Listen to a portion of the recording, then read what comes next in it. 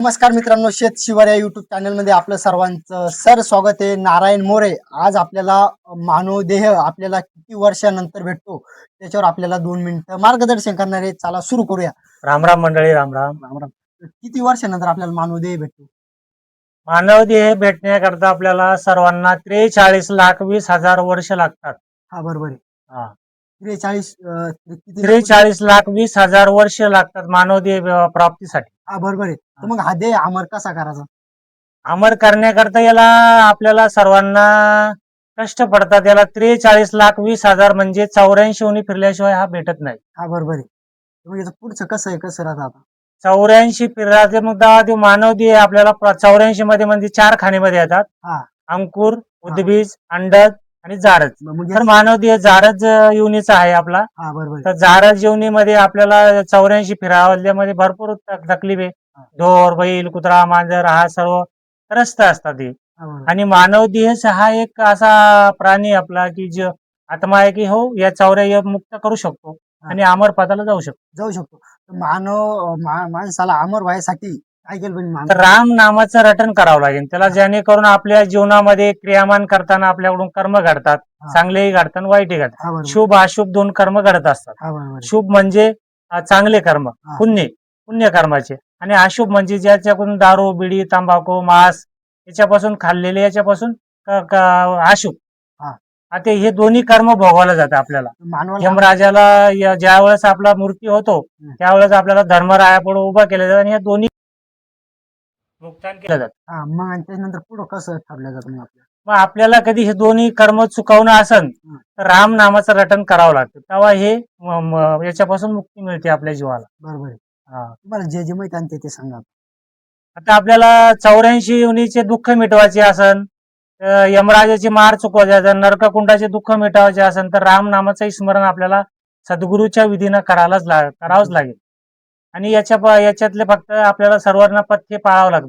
दारू, बिडी, तंबाखू, मांस याच्यापासून कर्म बांधतात. तर आपल्याला कर्म नील करायचे, बरोबर. म्हणून हे आपल्याला सर्व त्यागन करावं लागेल. मग माणसाला मनुष्य देह कशामुळे द्यायला जातो, कोण द्यायला जातो? तो वारंवार आपण 84 मध्ये फिरताना, 4 खाणीमध्ये फिरताना आपण परमात्म्याला पुकार करत असतो. सर्व जीव जंतू सर्व पुकार करतात, हे परमात्मा आम्हाला मानव देह द्या, मानव देह द्या. हे सर्व कर्म नील करून तुमच्या देशात येईन, यमराजाचे दुःख मिटावीन, नरककुंडाचे मिटावीन, हे असे सर्व दुःख मिटावीन मी तुझ्या देशात येईन. अशी 4 खाणीमध्ये आपण सर्वजण परमात्म्याला विनंती करत असतो. तो माणसाकडून काय पाप केलं जातं मग? पाप म्हणजे हे ऑटोमॅटिक चालूच राहतं. हे श्वासावर आपलं जसे श्वास चालू आहे त्या श्वासानुसार आपले इंद्रियाकडून कर्म होत राहतात. नाक, डोळे, कान, लघवी, संडाचे असे जे आपले 9 इंद्रिय त्या इंद्रियातून आपले क्रियामानुसार ते कर्म चालू असतात. पण माणूस पाप कस करतो? पाप आता कोणी वासनानुसार, कोणी कोंबडच खाईन, बकऱ्या खाईन, मटण खाईन, हे असे अधिक असे पाप चालू असतात. हे पापामुळे अधिक कर्म बनतात त्याच्यावर. हे खाल्ल्यानंतर येशू अशुभ कर्म आणि शुभ कर्म.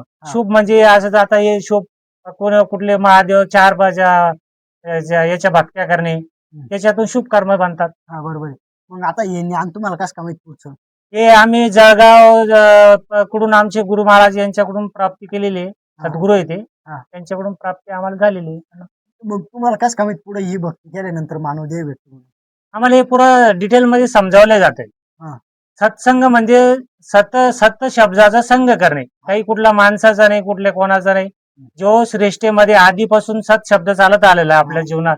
श्रेष्ठ कशी तयार झाली, याच्यापासून कोण झाला, याच्यापासून कसं कसे निर्माण झाले, हे आपल्या सर्वांना त्या सत शब्दापासून आपल्याला निर्मिती झाली. पण मग माणूस ज्या टायमाला मरतो त्या टायमाला कोणालाच माहित नाही काय होतं. मग तुम्हाला कसं काय माहित पुढे आपला? हे आपल्याला आत्मज्ञानातून अनुभव येत असतात. जसं तुम्ही राम नामाचं रटन करत्या तसं तुमच्या शरीरात बदल होईल. हे कोणाला दाखवले जात नाही. जसं आता हवा चालू आहे, कोणाला दिसली का? नाही. जसं एखाद्या गुलाबाच्या फुलामध्ये सुगंध आहे, तो कोणाला दिसला का? नाही. तसं ही अद्भुत कला शरीरामध्ये तयार होती. जसं जसं तुम्ही रटन करणार आणि त्या राम नामाच्या ज्या पद्धती आहे त्या तुम्ही पालन करणार, तर त्याच्यामुळे तुम्हाला अजून शरीरामध्ये याचे अनुभव यायला सुरू होतात. पण मग काही शेतकरी म्हणत नाही ही अंधश्रद्धा आहे.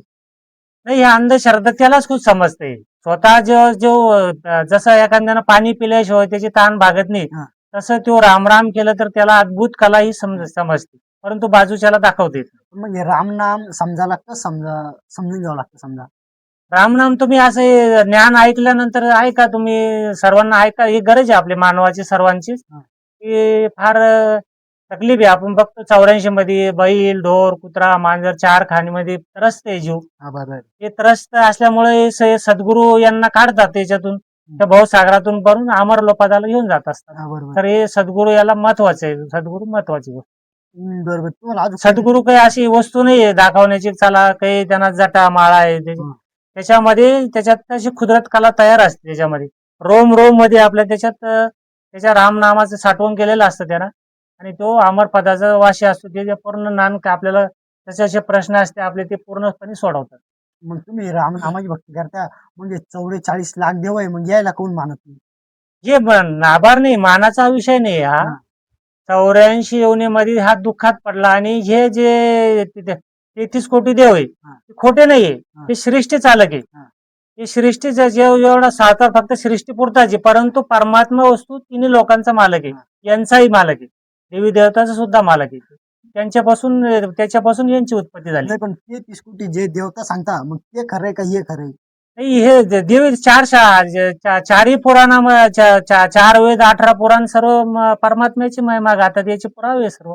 तसे आणि मग याचे नाही का 33 कोटीचे? पेशे बी आहेच ना, परंतु ते सृष्टीमधलीच गोष्ट करतात. आणि हे जे आपलं ज्ञान जे आहे हं. ते जीवाकरता अमर पदाचं आहे. जसं आपल्याला सगळं अमर पदात जाण्याकरता, ही दुःख मिटवण्याकरता हे काय करावं लागेल हे सद्गुरू सर्व माहिती देतात तिन्ही लोकातली. मग तसली भक्ती तर सगळेच करताना 33 कोटीची बी करत्या, ही बी करत्या, मग तुम्ही दोन्ही भक्ती कोण नाही करत? म्हणजे कुठल्याही 4 वेद 18 पुराण एकाच नियम सांगतो की बा तुम्हाला कुठेही पावसाचा असेल तर आपण दोन्हीकडे पोहोचू शकत नाही. तसं आपल्याला जिथून आता शिल्लोडला जायचं तर आपल्याला एकच गाडी पकडावं लागेल. तसं कुठलीही पद्धत नाही वेदामध्ये नाहीये की सर्व भक्त्या करा, पण एकच करावं लागतं. कुठेही गाडी एकच करा. आणि मग काही की जर दोन्ही भक्ती करता तर मग मग तुम्ही स्वर्गातही जाणार नाही तर मोक्षपदाला जाऊ शकत नाही. मग दोन्हीकडे हात ठेवल्यावर कसं होईल? म्हणजे स्वर्ग नरक हे काय बरं? पैकी म्हणता समजा आपल्याला मेल्यानंतर कोणाला काहीच माहित नाही काय होणार आहे, काय नाही, कसं होणार आहे. याच्या कर्मानुसार याचा हिसाब होत असतो. हे जसे जसे क्रियामान मधून याचे कर्म घडतील तसं त्याचा 13 दिवस हिसाब होतो. आता मनुष्य जन्माला आला समजा, याला मनुष्य पुढे इकडे पाप भोगासाठी येईल, काय साठी येईल? ते कर्मानुसार त्याचं पाप पुण्य ठरवलं जातं. हा. वजाबाकी होत नाही. पुण्यातलं इकडे होत नाही आणि पापातलं इकडे होत नाही. वजाबाकी होत नाही. पुण्य तर पुण्यच भोगायला मिळेल, पाप तर पापच भोगावं लागेल. मग आपण काही एका ठिकाणी जर पाप केलं समजा, एका ठिकाणी जर पुण्य केलं तर म्हणजे एकच समजतं. ते क्रियमान मधून आज ह्या जन्मामध्ये तुम्ही काय करता हे तुमच्या श्वासानुसार तुमच्याकडे रेडिंग सुरू आहे. हा. चित्रगुप्तच्या खात्यामध्ये तुमच्या खांद्यावर चित्रगुप्त बसलेले हा. 77 कोटी 76 लक्ष श्वासाची कुंजी तुम्हाला भेटलेली आहे. हा. आणि त्याच्यानुसार तुम्हाला 100 वर्षाचं वय आपण सरासरी काढतो त्याचं. हा. तर 100 वर्षामध्ये तुम्ही काय केलेलं आहे ते चित्रगुप्ताच्या खात्यामध्ये असतं. हा. तर याचा आपलं जीवन संपल्यानंतर आपल्या धर्मराया पुढे उभं केलं जातं चित्रगुप्त. त्यांच्या खात्यामध्ये आपले म्हणजे दोन्हीचा हे केलं जातं. हा. त्याचं पुण्य किती केलं आणि पाप किती केलं हे दोन्हीची त्याच्या रेडिंग काढलं आता जातं. मनुष्य जन्माला येले तर प्रत्येकाला किती वर्ष आयुष्य आहे? हे 77 कोटी 76 लक्ष ही श्वासाची त्याची कुंजी आहे. हा. याच्यानुसार ते आयुष्य ठरवलं जातं. तर यांना मागच्या जन्मामध्ये तुम्ही कसे कर्म केलेले, तर जसं त्याचे वाईट कर्म असतील तर याचा ऍक्सिडेंट होईल, याची बुद्धी विपरीत होईल, दारू पिऊन मरेन किंवा औषध पिऊन मरेन. तर हा जसं भूत फिल्मीच्या येवण्यामध्ये जातो, कारण की याचे कर्मच तसे असतात मागच्या याचे, म्हणून याला तशीच त्याची शिक्षा भेटत असते. पण तसं काही किती म्हणता नाही, ज्याचं मरण आलं असेल तो मेला. नाही, हे तर आपली म्हणजे एखादा जसं भावना झाली, परंतु त्याची ते रिडिंग नुसार मागच्या जन्माच्या क्रियामानुसार याचं जीवन चालत असते. तर मग आता समजा एखाद्या मनुष्याला जर 100 वर्ष आयुष्य समजा, हा. 30-35 वर्षातच गेला समजा, मग त्याला भटकावं लागतं का? कसं होतं पुढे? हा, 200 वर्षापर्यंत याला भटकावं लागतं. भूत परिणिती जेवणीमध्ये याला 200 वर्षापर्यंत सुटका नसते. मग ते कुठं कुठं भटकत असतो? तो जसं आपण आता सर्व शास्त्रामध्ये बघतोच आहे, काही भूत आहे बा, कुठं कोणाला भीतबी लागले, कोणाला हे झालं, की आत्मा सर्व 200 वर्षापर्यंत याला प्रत्येक ठिकाणी आत्मा हा कायाशिवाय राहत नाही, त्याला काया दिल्या जाते. जशी याचनी काय, ते भूताची येवणी म्हणजे याचनी काय, यातना भोगणारी, त्याला यातनाच होतात.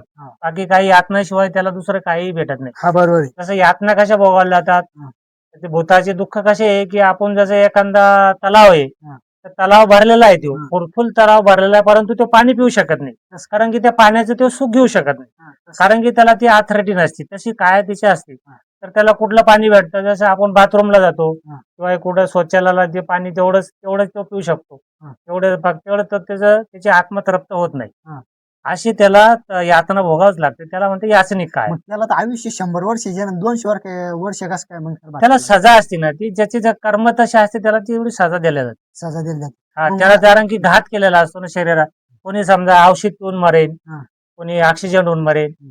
तर त्याच्या मागच्या पुण्य पापाच्या नुसार त्याला ते कर्मानुसार ते मारावं लागतं आणि मेल्यानंतर तो 84 योनीच्या नंतर सुटून हा भूतीच्या योनीमध्ये 200 वर्ष त्याला कधी समजा 200 वर्षाच्या पहिले समजा आपला असा रामनामी संत त्यांच्या कुटुंबामध्ये तयार झाला हा. किंवा कुठं त्याच्या कुळामध्ये कुठं परमात्म्याची भक्ती आली, हा. संपर्कात आला, तर त्याची 84 मिटो म्हणजे ते भूत त्याची काय मिटून जाते. कशी मिळते?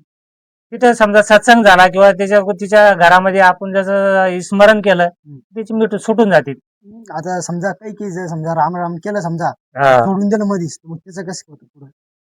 त्याचं काय, त्याला राम राम केलं तर फायदाच आहे. हा. त्याच्या 84 दुःख मिटतात, यमराजाचे मिटतात, नरककुंडाचे मिटतात, याचनी कायाचे मिटतात, हे सर्व दुःख तिचे सुटून जातात. जोपर्यंत तो राम राम करत नाही तोपर्यंत हे दुःख त्याच्या पाठीमागे असतात. मग आता पुण्य पापाची जोड आहे. ते पुण्य आणि पापाची स्वर्गाधिक लोकात भोगावले जाते, परंतु हे दुःख याचे मिटत नाही. हा. 84 यमराजाचे नरककुंडाचे हे दुःख मिटत नाही. फक्त मिटतात हे रामनामानच मिटतात. पण आता जर मनुष्य मेला समजा तर पुढे तो अमर होतो, तितकाच का समजतं मग अमर झाला म्हणून? अमर याचे दशवदारातून ज्याचा आत्मा जाईल हा. तो अमर पदाला जातो. कसं समजतं त्याचा इथून जीव गेला म्हणून? हे याचं दशवदारातून म्हणजे याचे जेव्हा मरताना याचे पट वर होतात. हा. डोळ्याचे हा. जे याचे निशाणा असतात असे, जसं मरताना कोणाचा जीव लघवी संडास झाली हा. नरकाला जातो, हा. डोळ्यातून गेला स्वर्गाधिक जातो, हा. असे याचे निशाणे आहे. हा. तर कोणाचं दशवदार उघडून राम नामाचं स्मरण करून ज्यांना दशवदार उघडला हे अमर पदाला जातो. अमर असे पदाला. निशाणे आहेत. आणि मग नंतर ते पुन्हा जन्माला कधी येतो? नाही, अमर पदात गेल्यानंतर कशाचा जन्म, काहीच नाही. तिथं अमर सुख आहे, अमर आहे. तिथं काही मरण नाही, चिंता नाही, फिकीर नाही, दुःख नाही.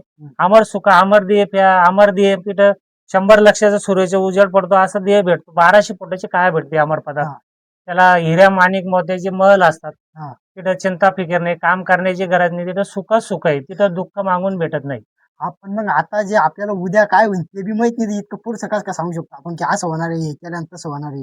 नाही, हे 100% हे 4 वेद 18 पुराण सर्व ज्ञानच सांगतं. हे याच्यासाठी सर्व जीवांची तडपड चालू आहे सुखी बनण्यासाठी. हा. ते आपण कोण आहे भक्ती आहे, परंतु हे कोणाला माहिती हे सद्गुरूचाच भेद आहे. हे कोणाला माहिती नाही जास्त. खोल ज्ञान आहे, मग आता आत्मज्ञान म्हणजे खोल आता आहे. हे जे ज्ञान आहे तर मग हे कसं समज समजा 30 कोटी ज्ञान तर हे सगळ्याला माहिती आहे समजा हे. मग हे जे ज्ञान कसं निवडलं गेलं? हे ज्ञान अमर सद्गुरूकडूनच भेटत असते. हे सद्गुरूची ज्याच्यावर मेहर होती ते त्याच्यानुसार हे अमर पदाला जातो 100%. आपण तुम्ही ते 33 कोटी देवाला मानत नाही ना, हा. तर मग याचं कसं आहे? मानत नाही असा विषय नाही. हा. मानत म्हणजे आमचं म्हणणं एवढंच आहे की बा जसं शरीरामध्ये शरीरामध्ये आपल्या जसं आता हे बाहेर ब्रह्मांड आहे, तसंच हे खंडपिंड आहे.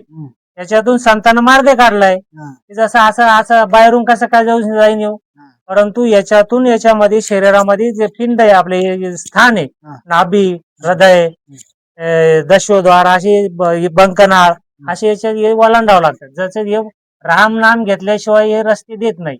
हेच एक मूळ विषय सद्गुरूचा शब्द घेऊन हा अमर पदाला काढत असतो. मनुष्याला 24 तासात किती श्वास भेटतात? 21,600 श्वास आपले खर्च होतात रात्रंदिवस मिळून. कसे एवढे कसं समजलं 21,600 खर्च होते म्हणून? रेडिंगच आहे. 77 कोटी 76 लक्षामधून 21,000 रोज 600 मायनस होत चालले आपले. मृत्यूकडे चाललो आपण. हो का? हा. तर मग आता जो कोणी समजा याच्यात 21,600 मध्ये जेवढं स्मरण करेन हे त्याचा फायदा, त्याचे कर्मनील करून घेईन त्याचा फायदा. हा फायदा. मग आता जे माणूस अमर झाला तो या मृत्यू लोकात पण डबल येतो. डबल येत नाही. सुख ते फक्त सुखाच्या देशात जाणार. मग आता हे जे आपल्याला देव भेटेल हे सुखासाठी भेटेल का दुःखासाठी भेटेल का शिकारासाठी भेटेल? पहिली गोष्ट तर आपण परमात्म्याला हा 84 मध्ये मागलाच. हा. मी असं नाही म्हणलं त्यावेळेस की चला मी असं काम करीन, मी पैसा कमीन, धन प्रॉपर्टी कमीन, मी संसार करीन. तिथं याला दुःख पडले तर हे परमात्म्याला विनंती केलीच आहे ना की हे परमात्मा मला मानव देह द्या.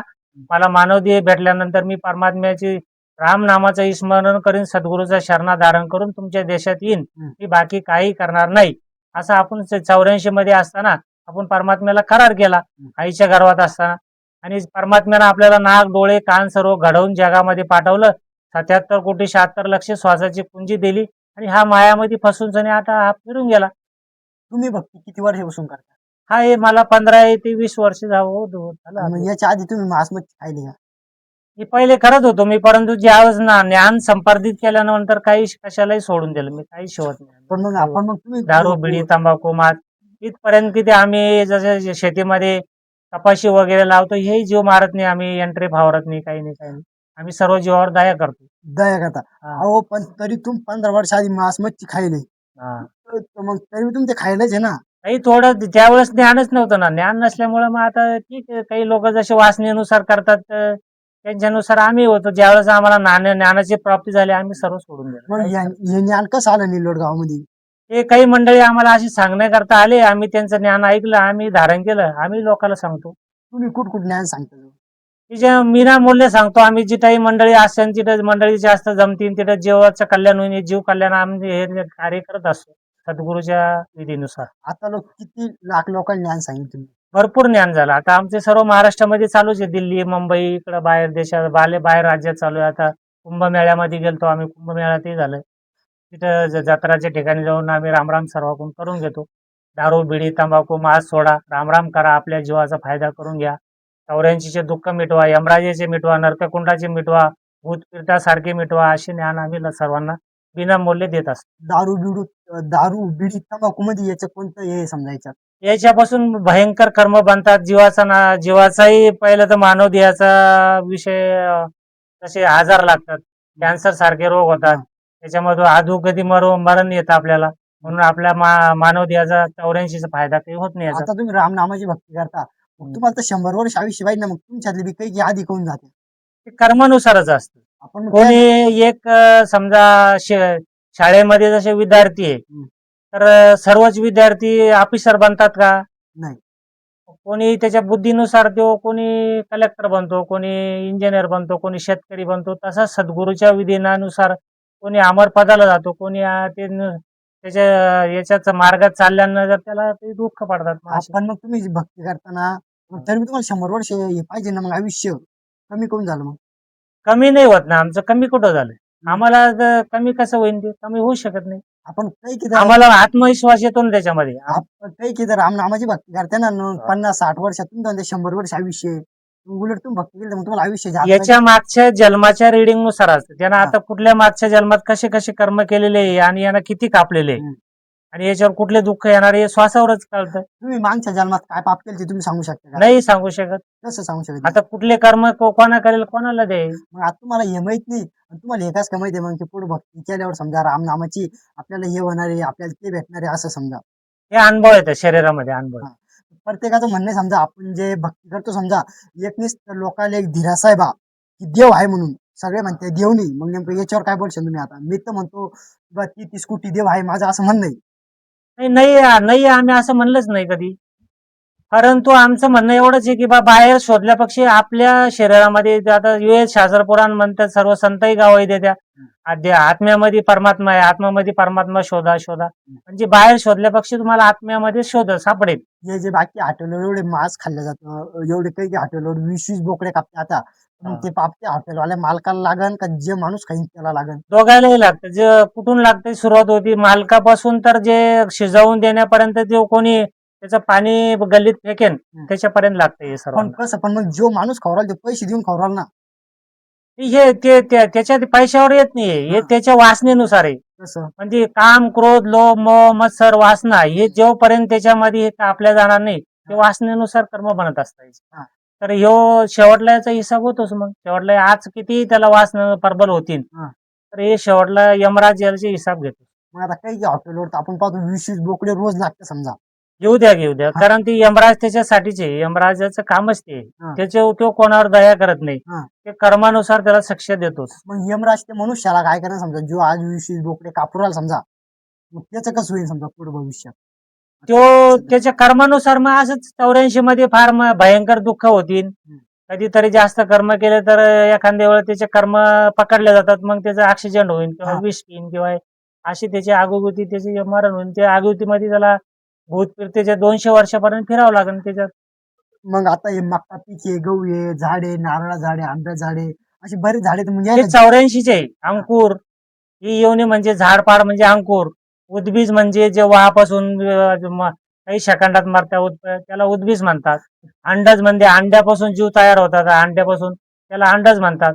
झाडच म्हणजे हा मनुष्य देह झाडापासून तयार झाला. ढोर, बैल, कुत्रा, मांजर जे झाडातून येतात ते झाड जीवनीचे. पण जे आता असे 4 खाणीमध्ये होते. हे जे आपण गव्हाचं काढतो, मग तसं जर विचार केला तर मनुष्याला खाणं पिणं बी पाप आहे. मग तसं विचार केला तर हे पण काही कमी जास्त लागतात. फक्त हे कसं असतं याच्यामध्ये जसं आपल्याला कान, डोळे, नाक हे इंद्रियावर ठरलं जातं, कर्म इंद्रियावर ठरलं जातं. हा. त्यांना एकच इंद्रियाचं आहे. हा. 84चा जे इंद्रिय जसं जसं ज्याला इंद्रिय जास्त असेल त्याच्यातून कर्म बांधतात आणि ह्या योनीला इंद्रिय कमी आहे, मग त्याचे कर्म कमी जातात. तुम्ही सोशल मीडियाच्या माध्यमातून काय सांगशाल मग आता पुढे? सोशल मीडियाच्या माध्यमातून मी तर सर्व मंडळीला विनंतीच करेन की राम नामाचे स्मरण करा, आपल्या जीवनाचा फायदा करा आणि अमर लोकाला चाला. राम राम करून आपले कर्म नील करा, जेणेकरून यमराजाचे, नरककुंडाचे, 84चे आणि भूतपिरतासारखे दुःख आपल्याला मिटवण्याकरता शरीर भेटलेलं आहे. पैसे आडके हे इथंच राहणारी वस्तू आहे, ही आपल्यासोबत चालत नाही. धन प्रॉपर्टी चालत नाही. कोणी भाऊबंद येणार नाही, कोणी पाहुणा रावळा मुलगा पत्नी कोणीही सोबत येणार नाही. तुम्ही कर्म केलेले तुमच्या सोबत चालतील, तुम्हालाच फेडावं लागेल. म्हणून सर्वांना आपल्या देहामध्ये राम नामाचं स्मरण करून हे कर्म कापण्याचे प्रयत्न करावं. राम राम. राम राम राम.